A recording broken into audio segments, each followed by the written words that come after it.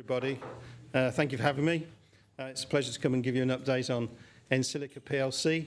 I'm aware that some of you may have been following the company for a little while, so I'm not going to go through a lot of detail about what we are, and I'm going to try and talk about what the opportunity is, what our strategy is, and what our activities are, and hopefully leave us sufficient time for you to answer as many questions as you guys want to ask. I do understand that this slide deck will be available to you afterwards. So the one I've given to Pavlina to put on their website has a lot of more slides in it, so there's more detail there. But I didn't think you wanted me to talk through lots of detail. I want to try and say big picture. But when you look online, you'll see the whole presentation. Well, first of all, it's fair to say, what do we do? We are, at our core, we are what's known as a fabless manufacturer of application-specific integrated chips, and in the main, we supply those to original equipment manufacturers like Siemens and other large companies like that. We work to address four markets.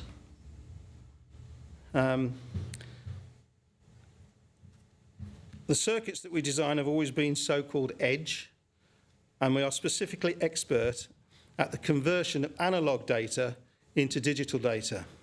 The world is analogue, computers are digital, and so we've spent the last 20 years on taking analogue signals and converting them into digital signals so that the computer can actually do its work. And that's quite important for society and for us, because, as we all know, we're becoming more and more electrified, if I can use that term. We're not actually electrified, but also we're seeing increasingly everyone's talking about AI, and people are talking about AI at the edge, and we have been working at the edge for 20 years, and what I'm trying to do tonight is give you an idea of what that means for us as a business and how it will grow the business for us. In pursuit of our goals, and our goal is to try and become the preeminent application-specific circuit manufacturer in Europe, we focus on those areas where we have specific advantage. Most of all, we focus on our IP library and our trade secrets, which we have developed whilst designing many different applications over the past. In particular, we have a great wealth of experience in satellite communications and communications generally. So we've got a strong knowledge base of designing chips for industrial motors. You will have seen perhaps that we issued a RNS a few weeks ago about the work we're doing for Siemens, the world's largest supplier of industrial motors. And we have excellent systems and quality systems with regard to automotive manufacturer, and you may also have seen that we're supplying a well-known British manufacturer of high-grade, high-end cars. We also have some healthcare IP, which I'm going to talk about in a little while. So those are the places that we aim ourselves. A little bit about the markets. This is why we've chosen to go in these areas, because they've got big markets and they're growing quite aggressively. With regard to automotive, nobody can have failed to notice how much more electronics there are in a car these days, and it's going to get worse or better, depending on your point of view. The market is forecast to be 150 billion. I think we say here, we are aiming to get, it's 0.05% of these markets. We're not aiming to win the whole thing, and they are absolutely massive. In the industrial space, as I've said, we're particularly strong in industrial motors, but the whole category of industrial 4.0 is, with the ever-increasing impact of IoT and AI, is forecast to be a huge market of about 150 billion by 2030. And we are supplying some of the major players in that marketplace already. In 2017, we were still developing our transition from a design house to a design and supply house. And we had the opportunity to recruit a team of engineers in Oxford who had a particular expertise in analogue, which we like, RF, which we like, but more importantly, they had a lot of experience in healthcare. And we've taken that team on, they're still with us, and we have developed more IP, which I'm going to talk about in a while, that address some of the difficulties and some of the issues that people have with regard to healthcare monitoring and what have you. But perhaps most importantly is the fourth area, which is SATCOMs. So Ian Lancashire, who's the CEO who can't be here today, when he left Hitachi in the late 1990s, he was working on radio frequency stuff. And we have been doing mobile telephony work for 23 years. So we've got a lot of experience. In 2018, we were asked by the European Space Agency to design a beamformer for a car. What they were looking to do was to have the technology developed so that all cars could be connected to the internet all the time. The reason for that is they were planning on there being driverless cars, and driverless cars will need constant connectivity to the internet. So the idea is you've probably heard of these low Earth orbit satellite constellations. So what we were asked to do is to design a beamformer. A beamformer is really a steerable aerial. So it sits on the back of your car, or on the roof of the car, and it can adjust itself to pick up the signal from the satellites wherever you go. So if it's a driverless car, hopefully it doesn't crash into the wall or whatever.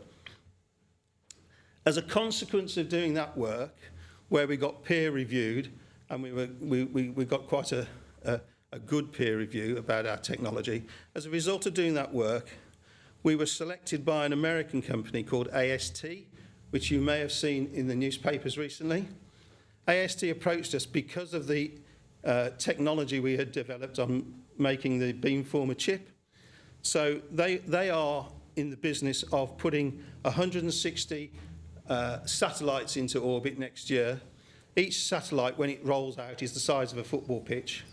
And what they're trying to do, with our help, is to enable you, from anywhere in the world, to call anyone anywhere in the world from your phone, just your ordinary phone, provided you've paid your monthly bill to Vodafone or whatever. So this, for us, is quite transformational. We've only got one chip in this satellite, and I think there's 600 chips in the satellite. But our chip is the one that makes it work.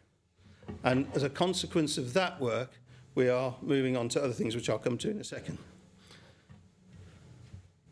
So as a consequence of the success in making the beamformer, the European Space Agency came back to us and followed up with a second request for an associated and twinning chip to the one we had already designed. And I'm pleased to say they also paid for all the design costs. We've got a customer for that already, and we are in process. So satellite communications has become very important for us.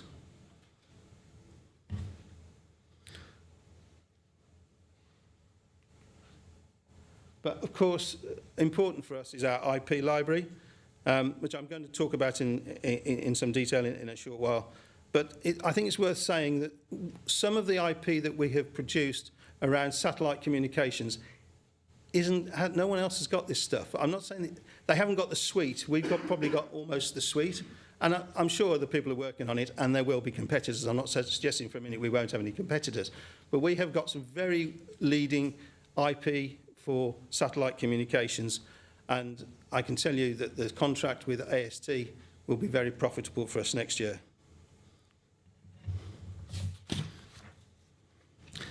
I've been criticised on one of the bulletin boards as we can't be a technology company because we've got no patents. And I wanted to explain why we've got very few patents, because people think it's a weakness. You imagine if we were to get a patent for the design of our steerable beamformer, then everyone can make it. So it's no point in putting the patent there. So what we rely on the fact is these chips are about 1 millimetre square. And on that square piece of silicon, there's about 150 billion transistors, approximately. So it's very difficult for anyone to take one of our chips and take it apart and see how it's made. It's nigh on impossible. So the better security for our IP is not to have patents. However, there's tax advantage to having patents. So every chip we make has a little bit of patented technology so we can get the tax advantage. I wanted to say something at the end here about post-quantum cryptography.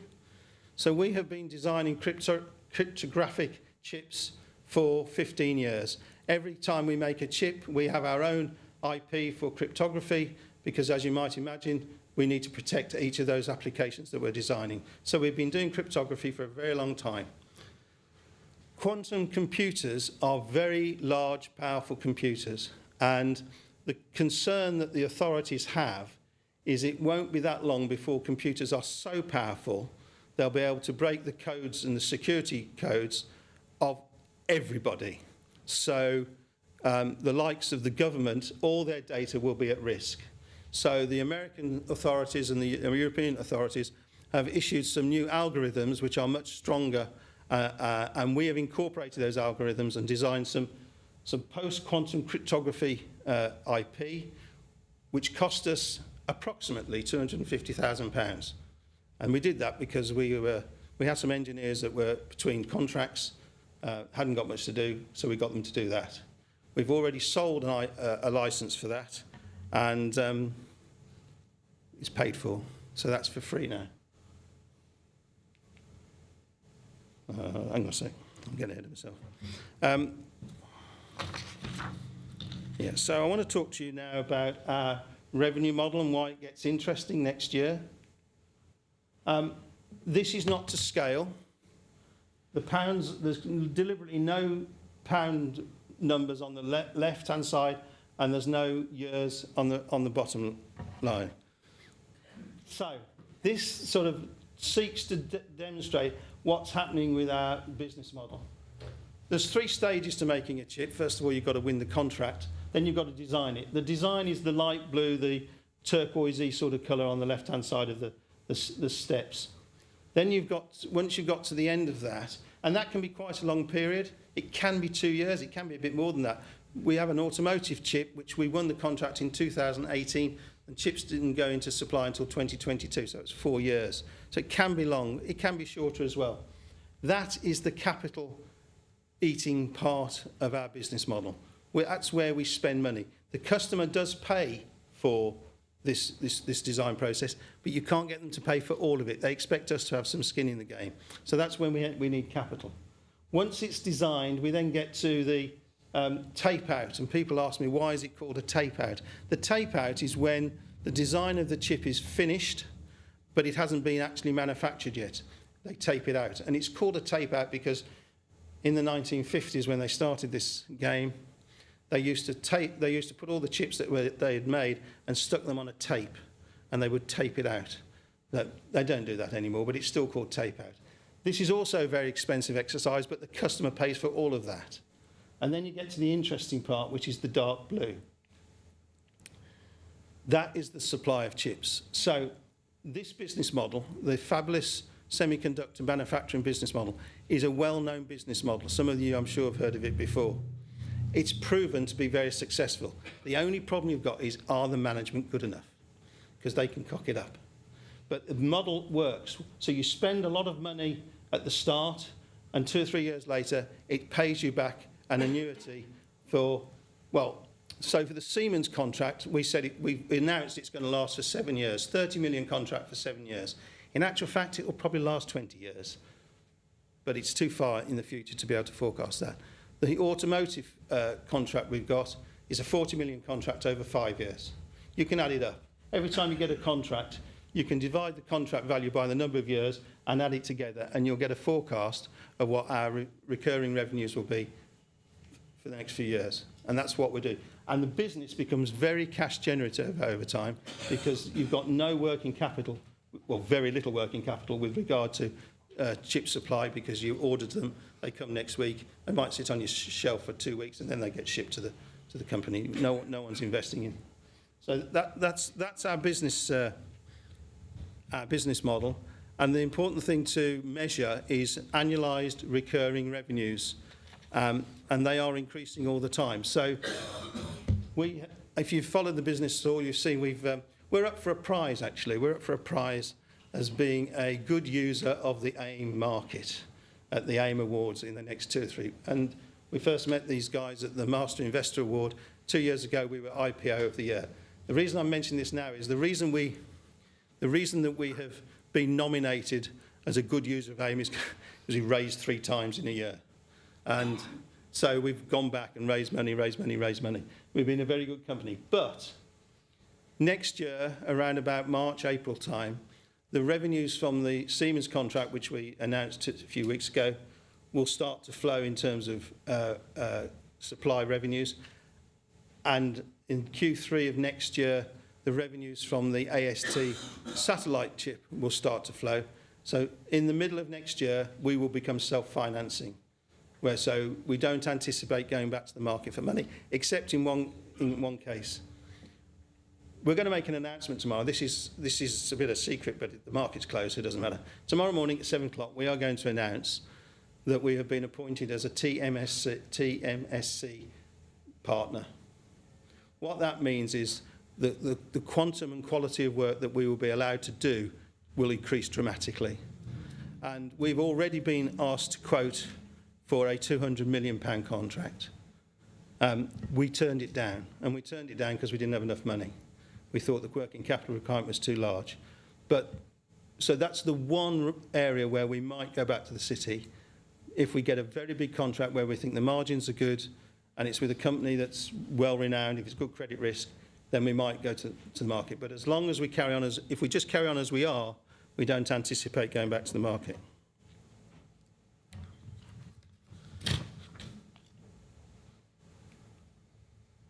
So what's driving our business growth? You've all heard of NVIDIA now. No one knew about it 3 years ago, and everyone knows about NVIDIA now, and they've had a really good time. Their chips are enormous. Our chips are much smaller than their chips, but the problem they are encountering is there's so much data having to be manipulated by the NVIDIA chip that they can't cope. Chips are getting bigger and bigger and bigger.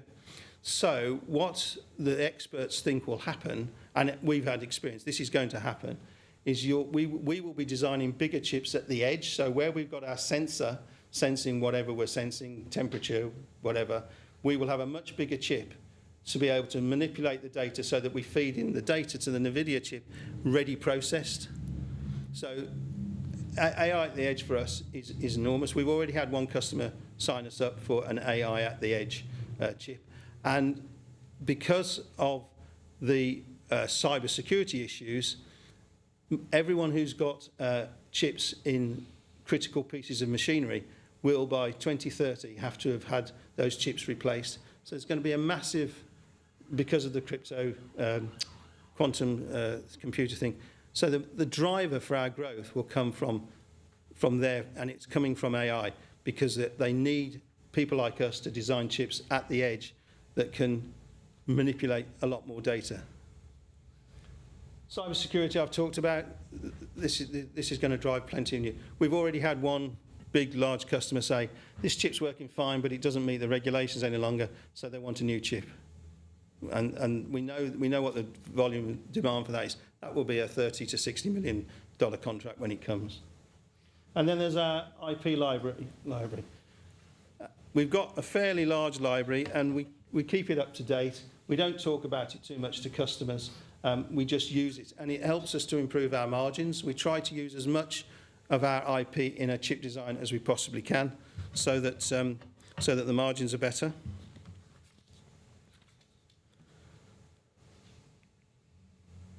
So what differentiates us? In the ASIC world, you tend to end up as a specialist in an area. So we've only probably got 3 or 4 real direct competitors because, for example, if we get sent an RFQ for a tyre pressure sensor, we don't even answer it because there's a company in Swindon that does them all the time, and they're going to beat us every time, so we don't even bother. And there are things that we do in SATCOMs, for example, where people won't compete against us because they know we've got better IP. So we've been developing cryptography, radar, analog, mixed signal, RF for about 25 years.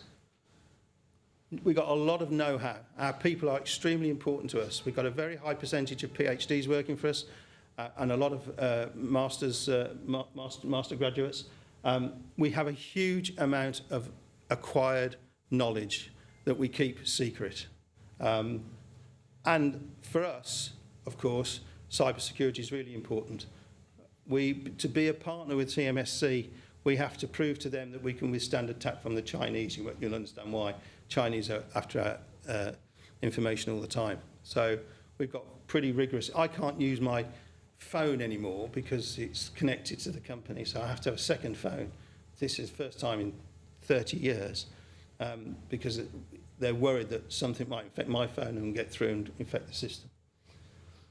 What we do is bloody difficult. It's not easy. And I think we are not appreciated by the market for how scarce we are. There are not many people do what we do, particularly in the areas that we're doing this. So I think that's important to recognise. We get criticised because we never brag about the fact that we've done 3 nanometres. We can do 3 nanometres, but our customers want us to do a solution for their problem, and the size of the chip is likely to be 120 to 140 nanometres. It's still very small, and we have done 7 nanometres, but we don't typically do that sort of work because you can't do what we do on a size of chip like that. I've talked about AI at the edge. We're good at this. We've been doing it for a long time. I'm going to regret saying this. We've designed loads of chips for other people. We've designed a lot of chips for ourselves now. We've never had a failure at tape out. I hope that continues. It's very expensive to get it wrong at tape out.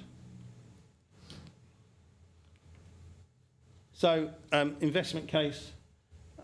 We decided to IPO in December 2021. We were going to do it 2 years before that, then COVID got in the way. So in 2021, we decided to say, we said to Allenby, let's do it, and we got started.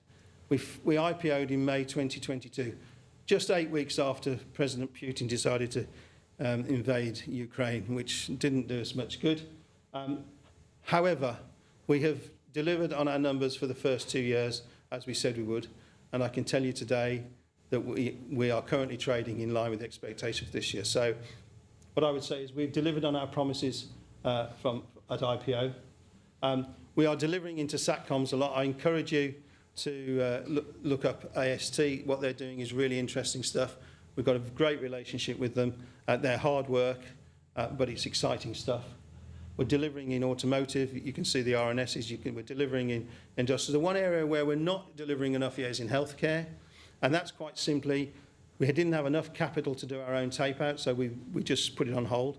But you'll see in the next few weeks that, well, maybe, a few weeks, 10 weeks or so, we will ignite that and get it taped out, and we will go to market with a healthcare product. All our chosen market segments are high growth and are very large. We don't need to win a big proportion of them. As I've said already, the ASIC model is a proven business model for success. It's only the management that can cock it up. I keep telling everyone that. We're scaling based on our own IP. Our annualized recurring revenues are on the increase, and that's a key metric for everybody. We've got some very well-experienced individuals in our business. As I've said, lots of PhDs, lots of MAs. But we've also got a very strong effort to recruit graduates from all over the world. We're looking for teams of graduates. We're looking for teams of engineers all over the world. You may know that we've got an operation in Brazil. We've got an operation in Brazil because we became aware 3 years ago that there was a team of engineers that were loose, and we took them all on. And that's been a very good investment for us. They're now effectively just a part of the whole operation. They log on and they connect to our servers and they do their work, and they've been a great addition to the business. People are really important to us. Every single member of the staff that work for EnSilica has some equity in the business. May not be a lot, but everybody has got some equity. It makes everyone focused. And our order book, no, I mustn't say that. Our opportunity book is $510 million. And that fluctuates around, but we are very, very busy at the present time. So that's my pitch. Thank you, Mark. Interested to hear anybody's questions. No technical questions. I'm an accountant, not an engineer. So in the design phase, what sort of average does the customer pay for, and how much do you? Okay, it varies, and we can refuse to pay any if we want. But usually, what happens if we refuse to pay anything, they go somewhere else if they can. I would say we probably pay about 15% of the cost. About. If it's a very big design cost, we probably do less. So, for example, we announced a few weeks ago that we got a big telecoms order from a European company. The NRE on that is $17.5 million, of which about half of it is this year and half is next year. They're paying 95% of that in that particular case. And don't quote me on this. We assess every customer on a credit basis. So Siemens will get a better deal than this company because Siemens are rock solid from a credit point of view. So we might put 20% into that, because if we put more in, we can charge a better price for the chip in the supply stage. So we get it back. We just got to wait. Thanks.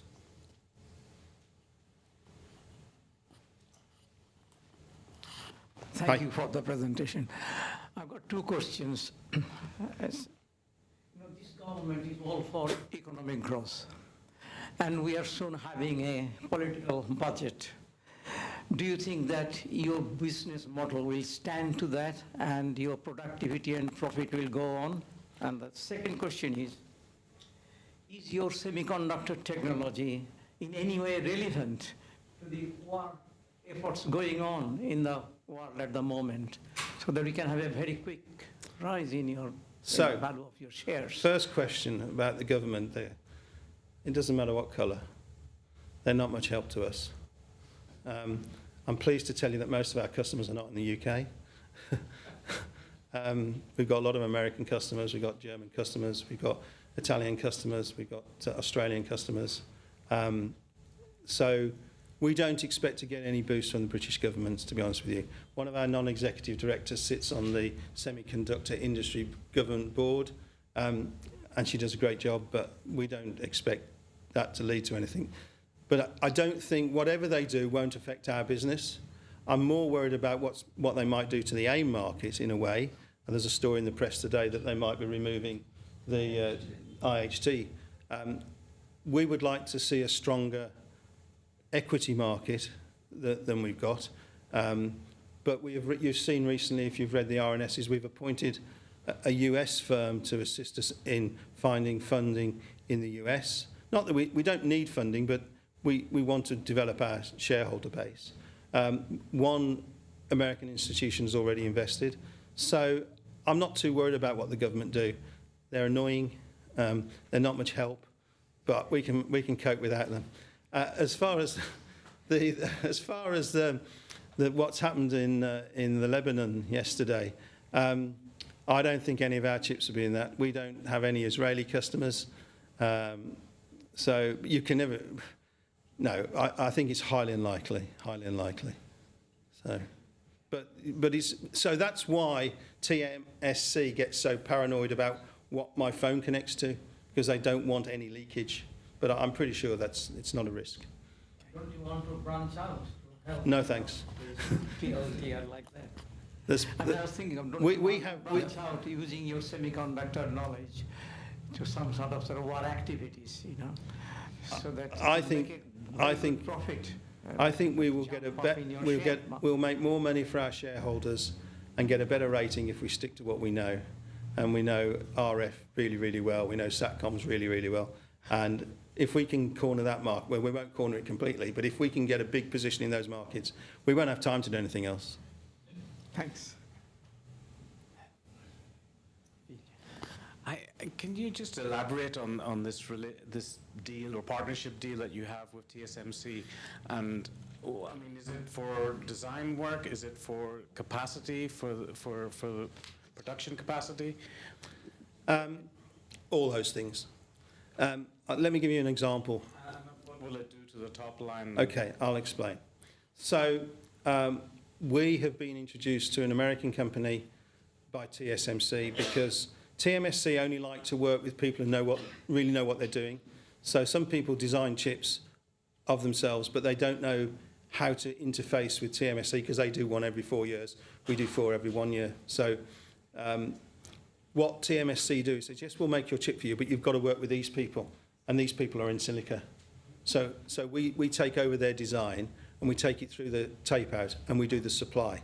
Now the margin is less on that because we haven't done the design, but we get acknowledgement from TMSC of the volume of chips we're ordering for this American company, and the consequence of that is we get a better price on all our chips for all our contracts, so our costs go down, and that's where the profit impact is for us. So we just increase we increase volume of chips made under our control, and that determines a lower price for us. That's the real attraction. The other part, though, is they're trying to develop their business. So when you read the RNS tomorrow, which is quite technical and detailed, and I'll be perfectly honest with you, some of it confuses me too, it's about trying to drive into the global chip marketplace the procedures of TSMC. They're trying to dominate the market. And they are the best by a country mile. So it's partly to help their business as well. If I just have one follow-up question. The machinery for the fabless production, is that ASML technology? Yes, it is. Okay. So Thank you. I don't know all the suppliers of ASML do the lithographic stuff. Siemens do a lot of the stuff as well. But yeah, those are the companies, yeah. And they're very expensive. So Mark, couple of years ago, was concern about shortage of chips. Presumably you have a multitude of suppliers to ensure, to support your growth rate you're talking about over the next couple of years. So a lot of people 2 years ago were buying off-the-shelf chips from various people. And everyone buys chips at the same time. The great thing about an ASIC, if you engage with EnSilica to make you an ASIC, only you can have those chips, no one else. And what we found during the COVID crisis was our customers, who are pretty big, went to see TSMC and said, you're going to make our chips. And they did, and we had no problem at all, to be honest with you. But that's because our chips are made for that customer. The volumes were big enough, and TMSC were prepared to be, they allowed themselves to be bullied because it was in their interest to be bullied. So it didn't affect us, as it happens. But you're right, if you're buying standard chips, you're just another customer in the queue, and if they've run out, they've run out. Which is why what we tell to people, so you should get an ASIC, and then it helps you to protect your supply chain. One more question? Too much choice. Mr. Bentley. Thank you. Where you sign a long-term supply contract for chips... I'm sorry, say that again. Where you sign a long-term supply contract for chips like the one with Siemens, how does the pricing of the chips evolve over time? Is there some sort of cost plus? Or it's a bit automotive, which probably means you know what I'm going to say next. They expect you to find efficiency gains every year, but you build that into your pricing. You know it's going to be there. You just build into the pricing. So you get an increase every year, but the volumes either go up or down. So, yeah, they put you under pressure. But they pay really well. Okay, one more. Have to get me later. Okay, so my question is more around the expansion to the US. So basically, I don't think you're going to list in the US. I don't think you have the money, but are you hiring a consultancy firm to actually garner more interest from the shareholders in the US? So the reason we have got a US subsidiary which has no employees, it's run out of an accountant's office by an accountant, I'm proud to say. We needed that to be able to say to TSMC, you can have a contract with our American subsidiary. It was really just so the legals work. However, we did appoint this advisory firm. You're right, we have no intention of transferring our listing to the United States, but someone very rich might come and buy us one day, and they're likely to be American. So raising our profile in the States is a long-term strategic thing, and also The guy that from Salt Lake City that he put $500,000 in at the last raise, you know, he just said, I can't believe you guys are so cheap. So if it creates demand, it just drives the price up. So it's about, you know, improving returns to shareholders, really. It isn't about going to be listed on NASDAQ, which, as you quite rightly suggest, is way too expensive. Okay. Thank you very much. Thank you very much, Mark. Thank you very much. And we'll talk to you later.